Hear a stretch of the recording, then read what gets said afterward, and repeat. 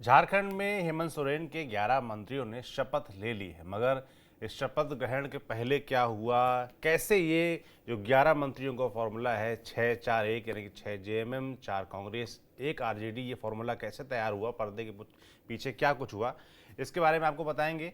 इसके अलावा पप्पू यादव का जो मामला चल रहा है धमकी देने वाला, उसमें कुछ बड़े खुलासे हुए हैं। कहा जा रहा है उनके करीबियों ने ही ये पूरा व्यू रचा था, गेम रचा था, ताकि उनको सुरक्षा मिल जाए। इसकी क्या कहानी है, इस पर बात करेंगे। साथ ही तेजस्वी यादव ने एक यात्रा निकाली है, यात्रा का नाम है कार्यकर्ता दर्शन संवाद कार्यक्रम। इस यात्रा का क्या मकसद है और तेजस्वी क्या इस यात्रा के जरिए जो उनका लक्ष्य है उसमें सफल हो पाएंगे, इस विषय पर चर्चा करेंगे। बात करने के लिए हमारे साथ होंगे हमारे वरिष्ठ साथी पंकज जी। पंकज जी, बहुत स्वागत है आपका। बढ़िया, थैंक यू। सबसे पहले तो झारखंड की बात कर लेते हैं। ताज़ा ताज़ा वहाँ शपथ हुई है और शपथ के पहले काफ़ी कुछ कहानियाँ चल रही थी कि कांग्रेस अड़ी हुई है ज़्यादा मंत्री पदों को लेकर और जेएमएम तैयार नहीं हो रही, इस तरह की बातें हो रही थी। मगर अब 11 मंत्रियों को फॉर्मूला निकला है, 1 आरजेडी 4 कांग्रेस 6 जेएमएम। क्या हुआ पर्दे के पीछे, कैसे कांग्रेस तैयार हुई, कैसे जेएमएम ने मनाया? देखिए, आपको बताएं, मनाने वाली बात अभी कहना ठीक नहीं होगा, क्योंकि हेमंत सोरेन इतने बड़े नेता हो गए हैं झारखंड के कि कांग्रेस को हेमंत सोरेन की जरूरत है, हेमंत सोरेन को अब कांग्रेस की जरूरत नहीं के बराबर है। इस बात को आप मान लीजिए। हाँ ठीक है, नेशनल पॉलिटिक्स में बने रहने के लिए कि भाई नेशनल पॉलिटिक्स में एक जो पैन इंडिया जिस पार्टी की मौजूदगी है, कम से कम जो नेशनल पार्टी है, जो विरोधी दल की पार्टी है, उसका साथ चाहिए। तो जेएमएम ने कांग्रेस से अलायंस किया और कांग्रेस 16 सीटें जीती भी। पर जेएमएम की जिस तरीके से जीत हुई और कांग्रेस की जीत जेएमएम की वजह से हुई, कल्पना सोरेन और हेमंत सोरेन की वजह से हुई है। इसलिए हेमंत सोरेन ने शुरू में ही बहुत साफ कर दिया था कि हम हर 4 विधायक पर 1 मंत्री देंगे। इसलिए आप दिमाग से निकाल लीजिए कि आप 16 जीते हैं तो 4 से ज्यादा देंगे, जैसे पिछली बार दिए थे वैसे ही इस बार देंगे। तो 4 मंत्री होगा, ये तय हो गया था। अब इनके 16 विधायक जीते थे, 16 मंत्री बनने की रेस में लगे हुए थे। दर्जन भर से ज्यादा विधायक दिल्ली में डेरा डाले हुए थे। इसलिए कांग्रेस के भीतर बड़ी उथल पुथल थी। आप ये जानिए कि जब कोई पार्टी कमजोर होता है, इसका मतलब उसका शीर्ष नेतृत्व कमजोर होना है। और शीर्ष नेतृत्व का जब डर नहीं होता तो पार्टी में अनुशासन की कमी भी होती है। अब देखिए, कांग्रेस में ये लगातार डर था किसको बनाए किसको नहीं बनाए।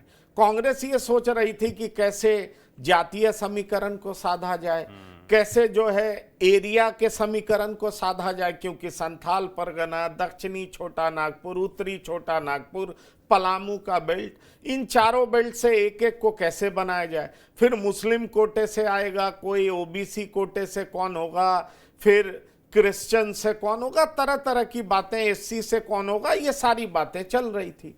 और इसलिए कांग्रेस निर्णय नहीं ले पा रही थी। और सबसे बड़ी बात कि लगातार सभी विधायकों का दबाव था, तो कांग्रेस को लग रहा था जैसे पिछली बार 2-3 बार ऐसा लगा कांग्रेस टूट जाएगी। जेएमएम के जो नेता हैं और मुख्यमंत्री हैं, आपको याद होगा हेमंत सोरेन तो अपने विधायकों को जो कि उनको समर्थन दे रहे थे, सबको लेकर के दूसरे प्रदेश चले गए थे। तो इस तरह की घटना घट रही थी। वैसे अब तो मैंडेट भारी भरकम है, तो कांग्रेस को फिर तय करना पड़ा कि भाई हमें तो 4 ही बनाना है। तो कांग्रेस के नेता जो कि वहाँ के प्रभारी थे, प्रदेश अध्यक्ष थे, दिल्ली आए, हाईकमांड से मिले, हाईकमांड से विचार विमर्श किया और उसके बाद फिर वैसे नामों को सामने रखा जो कि हेमंत सोरेन को भी मंजूर था। और इस तरीके से 4 नामों की लिस्ट सूची सौंपी गई। 4 नामों में 2 नाम पुराने मंत्री को रिपीट किया गया, जिसमें आप जान लीजिए कि इरफान अंसारी हैं, जामताड़ा से जीते हैं। आपको याद होगा वो हराए किसको हैं, तो सीता सोरेन को हराए हैं। सीता सोरेन शिबू सोरेन की बड़ी बहू हैं। लोकसभा चुनाव से पहले जेएमएम को छोड़ करके बीजेपी के पाले में गई थी। वो लोकसभा का चुनाव भी लड़ी लेकिन हार गई, विधानसभा का चुनाव भी लड़ी, वहां भी हार गई। अब सीता सोरेन को जिन्होंने हराया कौन, तो इरफान अंसारी, उनको मंत्री बनाया गया। इरफान अंसारी पिछली सरकार में भी मंत्री थे। जहां तक दूसरे मंत्री की हम बात करें तो महगामा से दीपिका सिंह पांडे, उनको भी रिपीट किया गया है। तो दीपिका सिंह पांडे और इरफान अंसारी पुराने चेहरे हैं, और दो नए चेहरे जिनको लाया गया है उनका नाम हम बता दें, मांडर से शिल्पी नेहा तिर्की जी। अब ये सोचिए शिल्पी नेहा तिर्की कौन है? बंधु तिर्की की सुपुत्री हैं। तो शिल्पी नेहा तिर्की को मंत्री बनाया गया, तो पिता ने जोर लगाया और बेटी को मंत्री बना दिया गया। बंधु तिर्की ही वो हैं जो कि कांग्रेस का मैनिफेस्टो तैयार कर रहे थे, जिसमें वक्त लग रहा था, बहुत तरह की चर्चा थी, इतना समय क्यों लग रहा है, कांग्रेस हमेशा हर चीज में डिले करती है। तो बंधु तिर्की के जिम्मे ही ये फैसला था। जहां तक सवाल है छतरपुर से राधा कृष्ण किशोर, ये अनुभवी नेता है, एक्सपीरियंस्ड नेता है। चूंकि कहा जा रहा है कि रामेश्वर उरांव जिनको मंत्री बनाना चाहिए था, पिछले सरकार में वो फिनेंस मिनिस्टर भी थे, आईपीएस रहे हैं, प्रशासनिक अनुभव उनके पास लंबा है। रामेश्वर उरांव की जगह किनको बनाया गया? तो आप ये देख लीजिए, राधा कृष्ण किशोर को बनाया गया। तो जो दो नए चेहरे कांग्रेस की तरफ से आए हैं वो हैं मांडर से शिल्पी नेहा तिर्की और छतरपुर से राधा कृष्ण किशोर। और जो पुराने दो चेहरे रिपीट किए गए वो दीपिका सिंह पांडे और इरफान अंसारी। तो कांग्रेस की तरफ से ये लिस्ट है। तो कांग्रेस ने भी 50% पुराना चेहरा, 50% नया चेहरा इस तरीके से मंत्रिमंडल में शामिल किया। और जहां तक सवाल है जेएमएम का, तो जेएमएम ने भी 50% नए चेहरे को इस बार चांस दिया है, मंत्री बनाया है। तो जेएमएम में भी 50% पुराने चेहरे हैं, 50% नए चेहरे हैं। तो इसलिए जेएमएम ने बड़े ही सावधानी से एरिया वाइज संतुलन बिठा करके सब लोगों को मंत्री बनाया है। इस पूरे मंत्रिमंडल में देखेंगे तो आप एक चीज पाएंगे कि अगड़े को जगह नहीं दी गई। अगड़े को यह माना गया है कि भाई ये तो एनडीए के वोटर हैं। पिछली बार मिथिलेश ठाकुर मंत्री थे, लेकिन मिथिलेश ठाकुर ब्राह्मण समाज से आते हैं, इस बार हार गए, तो मिथिलेश ठाकुर मंत्री नहीं बन पाए। उनकी जगह पर चुन्ना सिंह का नाम चल रहा था कि ये मंत्री बन सकते हैं। अनंत देव रेस में थे, ये मंत्री बन सकते हैं, पर दोनों में से कोई मंत्री नहीं बने। हफीजुल हसन, इन्होंने उर्दू में शपथ ली, ये पहले भी मंत्री मधुपुर से रह चुके हैं। चाईवासा से दीपक बिरुआ कोल्हान से आते हैं। घाटशिला से रामदास सोरेन, जब चंपई सोरेन बीजेपी के पाले में चले गए थे तो तुरंत रामदास सोरेन को मौका दिया गया था। तो कोल्हान से दीपक बिरुआ, रामदास सोरेन, हफीजुल हसन मधुपुर से बने हैं। तो ये तीन पुराने चेहरे हैं जिनको रिपीट किया गया। अगर हम नए चेहरे की बात करें तो सुदीप कुमार सोनू काफी करीबी बताए जाते हैं हेमंत सोरेन के, इनको मंत्री बनाया गया है। गोमिया से योगेंद्र प्रसाद, इनको मंत्री बनाया गया। योगेंद्र प्रसाद कुर्मी है, और जान लीजिए कुर्मी मैं शब्द इसलिए बोल रहा हूं क्योंकि इनकी अच्छी खासी आबादी है। सुदेश महतो आजसू के नेता हैं, जयराम महतो नए नेता बने हैं, वो भी जीत गए हैं। तो समझ लीजिए कि कुर्मी की आबादी बड़ी अच्छी है। तो उस आबादी को देखते हुए कोई कहता है 10% है, कोई कहता है 14% है।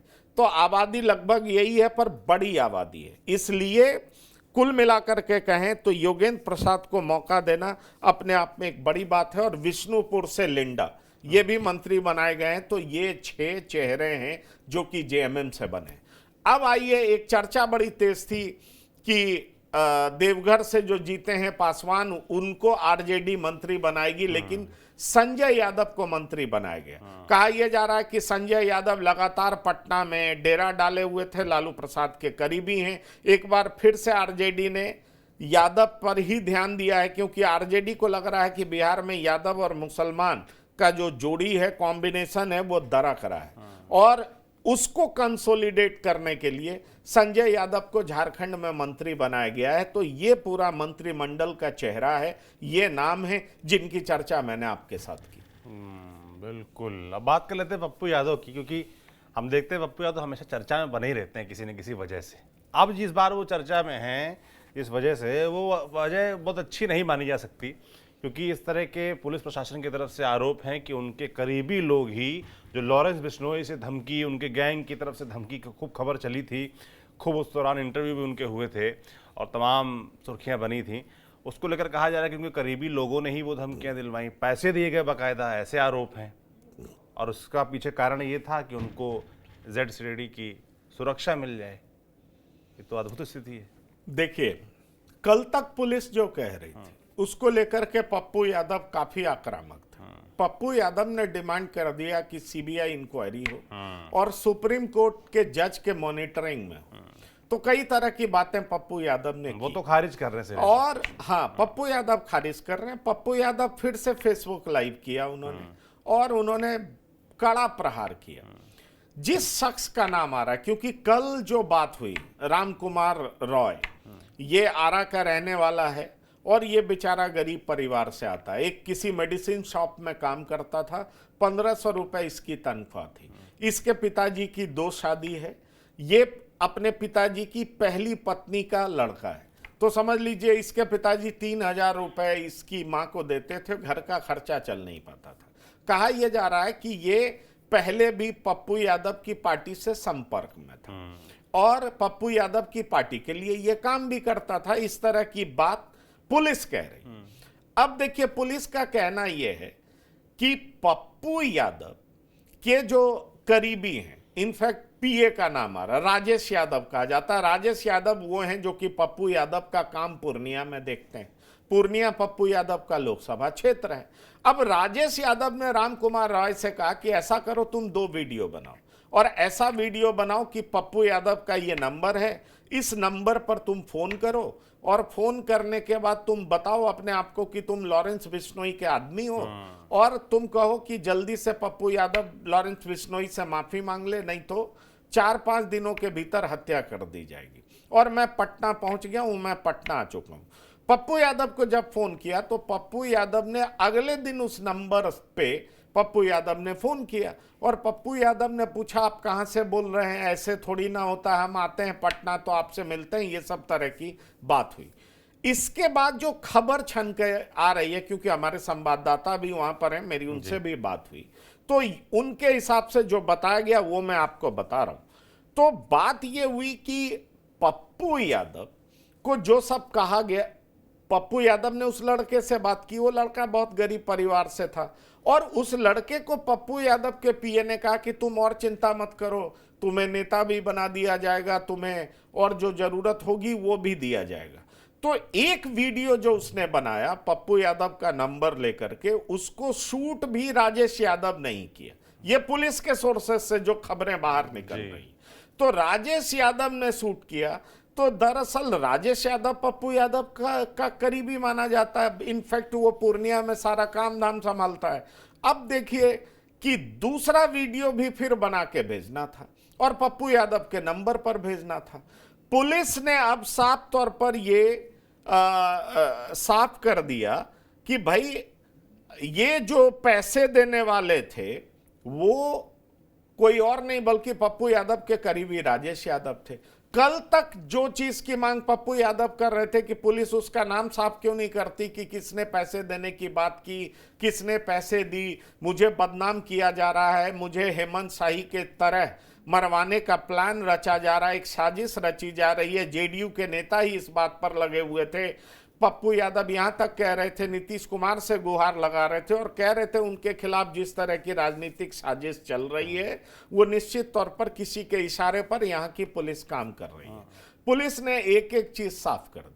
अब पप्पू यादव का एक ही सवाल है, मुझे लगता है, जिसका जवाब पुलिस को देना चाहिए। पप्पू यादव कह रहे हैं कि ठीक है आपने 2 को पकड़ लिया, बाकी के जो 26 कॉल हैं, मेरे पास तो 26 कॉल आए हैं, नेपाल से आए हैं, पाकिस्तान से आए हैं, मलेशिया से आए हैं, उन कॉल्स का क्या आपको कुछ पता लग पाया है क्या? पुलिस ने 2 लोगों को पकड़ा है और 2 लोगों की नजदीकियां इस पार्टी से पप्पू यादव के करीबी लोगों से बताई जा रही है। तो ये इस तरह की बात पुलिस कह रही है। तो इस कॉल का पूरा भांडा फोड़ पुलिस कर चुकी है और अब पुलिस के जरिए जो बात आ रही है उसके हिसाब से ये सारी कवायद इसलिए की गई थी ताकि पप्पू यादव को जेड कैटेगरी की सुरक्षा मिल जाए और जेड कैटेगरी की सुरक्षा मिलेगी तो पप्पू यादव और बड़े नेता हो जाएंगे, उनका नाम भी हो जाएगा, उनका जो कहते हैं भौकाल भी क्रिएट हो जाएगा। और इन सब चीजों को देखते हुए उनके पीए ने इस तरह का काम किया और पुलिस ने सबका उद्भेदन कर दिया, सब चीज को सामने ला दिया। अब सवाल उठता है कि पप्पू यादव बहुत तरह की बात कर रहे हैं, राजेश यादव भी इस बात को पूरे तरीके से सिरे से खारिज कर रहे हैं। राजेश यादव कह रहे हैं कि यह पप्पू यादव को बदनाम करने की एक साजिश है, सोची समझी साजिश है, एक षड्यंत्र के तरह किया जा रहा है और इसको करने वाले कोई और नहीं बल्कि जेडीयू के ही नेता हैं। तमाम तरह की बातें चल रही है, पप्पू यादव पुलिस को ही कटघरे में खड़ा कर रहे हैं। पर बड़ा सवाल ये है कि पुलिस की जो थ्योरी है उससे पप्पू यादव की किरकिरी तो हुई है कि भाई सुरक्षा लेने के लिए इतना ज्यादा कॉन्स्पिरेसी रचने की जरूरत क्या थी, ये एक बड़ा सवाल है। और सबसे बड़ा सवाल है कि इस पूरे कॉन्स्पिरेसी में उनके पीए का नाम आना, ये भी अपने आप में हैरान करने वाली बात। बिल्कुल, हालांकि ये भी तमाम चीज़ें तमाम आरोप की शक्ल में ही हैं और पुलिस को पूरा मामला अभी प्रूफ करना है। हालांकि पुलिस का दावा यही है कि जो पुलिस का जांच है उसमें तमाम चीज़ें सामने आई हैं इस तरीके की। अब लागे जो भी अपडेट होता है इस मामले में हम आपको ज़रूर बताएंगे। बाकी अब बात कर लेते हैं तेजस्वी यादव की। तेजस्वी यादव ने 4 दिसंबर से ही यात्रा निकाल दी है। ऐसी सूचना है कि 15 तारीख से मुख्यमंत्री नीतीश कुमार भी यात्रा पर निकलने वाले हैं। तो तेजस्वी ने कहा क्यों देर की जाए, पहले ही हम निकल जाते हैं, 10 दिन पहले ही। तो तेजस्वी निकल गए हैं। कैसे देख रहे हैं इस यात्रा को? कहा जा रहा है कार्यकर्ताओं से फीडबैक लेंगे, लोगों से मिलेंगे, अपना संदेश देंगे, सरकार को घेरेंगे, नीतीश कुमार पर हमलावर हो भी गए हैं वो। तो तेजस्वी की जो यात्रा एकदम से शुरू हुई है, इसको कैसे देख रहे हैं आप? देखिए, तेजस्वी यादव की यात्रा एकदम से शुरू नहीं हुई है, उनके तीसरे फेज की यात्रा है। कार्यकर्ता संवाद कर रहे हैं, वो कार्यकर्ताओं से मिल रहे हैं और तीसरे फेज में वो उन जगहों पर जा रहे हैं जो कि एनडीए का गढ़ माना जाता है। आप देखिए, मुंगेर, खगड़िया, बेगूसराय, लखीसराय, इन सब जगहों पर वो घूमने जा रहे हैं। यहाँ पर वो कार्यकर्ताओं से मिलेंगे और कार्यकर्ताओं से संवाद स्थापित करेंगे और 2025 के लिए तैयार करेंगे। देखिए, सबसे बड़ी बात तेजस्वी यादव के लिए जो चिंता का सबब है वो ये है कि उनका मुस्लिम और यादव वोट बैंक भी दरक रहा है। वो A to Z की बात कर रहे हैं, ये अच्छी बात है, वेलकम स्टेप है, लेकिन उसको किस हद तक फॉलो कर पाएंगे ये एक बड़ी बात है। कह तो रहे हैं पर फॉलो किस हद तक कर पाएंगे ये भी देखना दिलचस्प होगा। लोकसभा में उन्होंने कुछ हद तक फॉलो करने का प्रयास किया था, पर विधानसभा में क्या होगा ये भी देखना जरूरी है। दूसरी बड़ी बात यह है कि चुनाव में बेलागंज में, जो कि सुरेंद्र यादव का गढ़ था, सुरेंद्र यादव तकरीबन 35 साल से वहां पर विधायक थे। सुरेंद्र यादव के बेटे की हार होना आरजेडी को पच नहीं रहा है, ये जान लीजिए। रामगढ़ में जगतानंद सिंह के सुपुत्र की हार होना आरजेडी के समझ से परे है। आप हैरान हो जाएंगे, जगतानंद सिंह के सुपुत्र की हार हुई है, उसके बाद कहा जा रहा है कि जगतानंद सिंह पार्टी ऑफिस में आ तक नहीं रहे। आए भी हैं तो इक्के दुक्के दिन आए हैं, लेकिन वो आ नहीं रहे। वो पार्टी के अध्यक्ष का पद छोड़ना चाहते हैं। लालू प्रसाद चाहते हैं कि नहीं, आप अध्यक्ष पद पर बने रहिए। पर बड़ा सवाल ये है कि जगतानंद सिंह के सुपुत्र की हार होना, यहाँ तक कि अजीत सिंह जिनका नाम है, बेलागंज में सुरेंद्र यादव के बेटे की हार होना, ये दोनों चीज जो है आरजेडी के गले नहीं उतर रहा। और कहीं ना कहीं लग रहा है कि एक जगह मुसलमान ने साथ नहीं दिया तो दूसरी जगह यादव ने साथ नहीं दिया।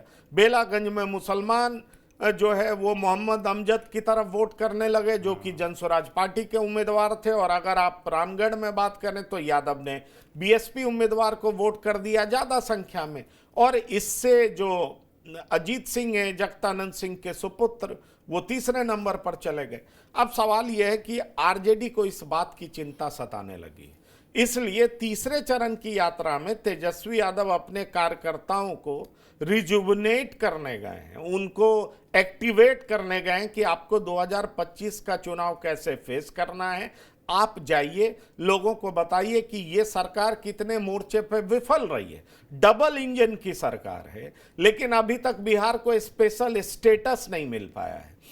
दूसरी तरफ जो 15 दिसंबर को यात्रा शुरू करेंगे नीतीश कुमार, तो नीतीश कुमार भी एम पे ध्यान देंगे। तो एम में महिला भी आती है और एम में मुसलमान भी आता है। तो इन दोनों के लिए, क्योंकि 2 दिन पहले आप याद करिए एक मुस्लिम नेता का बयान है कि भाई जो मुसलमान वोट जेडीयू को नहीं करेंगे तो बड़ा गलत करेंगे, क्योंकि जेडीयू ने बहुत कुछ किया है।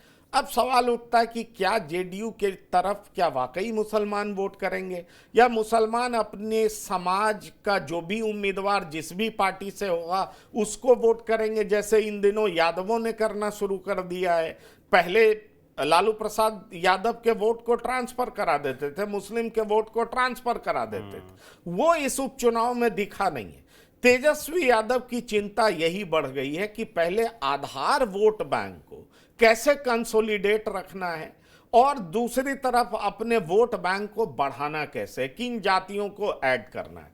और तीसरी बात जो बहुत प्रमुख होती है, क्योंकि बीजेपी बहुत सिस्टमैटिक तरीके से काम करती है, पन्ना प्रमुख जो होते हैं उनकी मीटिंग होती है, संगठन बहुत मजबूत है, पार्टी लगातार कार्यक्रम करती रहती है, तो आरजेडी को भी लगता है कि हमारा पन्ना प्रमुख मजबूत क्यों नहीं है। अब नए नए लोगों को मौका दिया गया है, जो अपना डेटा है उसको इम्प्रोवाइज किया गया है। सभी लोग जो शहर में रहते हों, बूथ पर रहते हों, गांव में रहते हों, एक्टिव हों, उनको जोड़ने का प्रयास किया गया, और इसी कड़ी में तेजस्वी यादव बाहर निकले हैं। अब देखिए तेजस्वी यादव क्या कर पाते हैं, ये देखना दिलचस्प होगा। लेकिन अभी जो एनडीए का स्वरूप बिहार में दिखाई पड़ रहा है उसमें बहुत साफ दिख रहा है कि तेजस्वी यादव की तुलना में, आरजेडी की तुलना में एनडीए बहुत मजबूत दिखाई पड़ रही है, और उपचुनाव का परिणाम यही कह रहा है। आज नीतीश कुमार मुंबई पहुंच रहे हैं,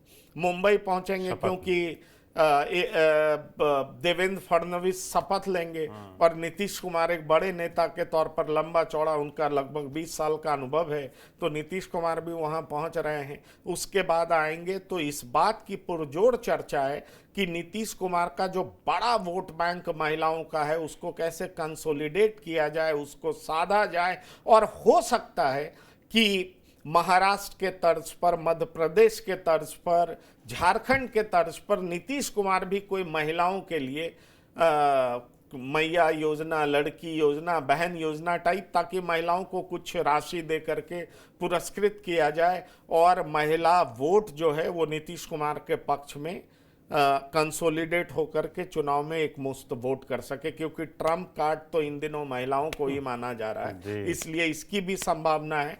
तो तेजस्वी यादव इसकी भी काट खोजने में लग गए हैं कि पहले से ही क्या क्या महिलाओं के बारे में कहा जाए, कैसे उनको साधा जाए। तो ये तमाम चीज़ें बिहार में आपको देखने को मिलेंगी, क्योंकि अब तकरीबन आप रख लीजिए 1 साल 10 महीने बचे हैं, इसी नवंबर में चुनाव होना है। इसलिए अब नीतीश भी 15 दिसंबर से यात्रा करेंगे, और तेजस्वी यादव ने अपने तीसरे चरण की यात्रा 4 दिसंबर से शुरू कर दी। बिल्कुल, तेजस्वी यादव की यात्रा जारी है, और चिंता भी होना ज़रूरी है, क्योंकि भाई जिस तरीके से उपचुनाव में नतीजे रहे वो उनके फेवर में नहीं रहे। जहां वो जीत सकते थे आराम से, उन सीटों पर भी चुनाव हार गए हैं।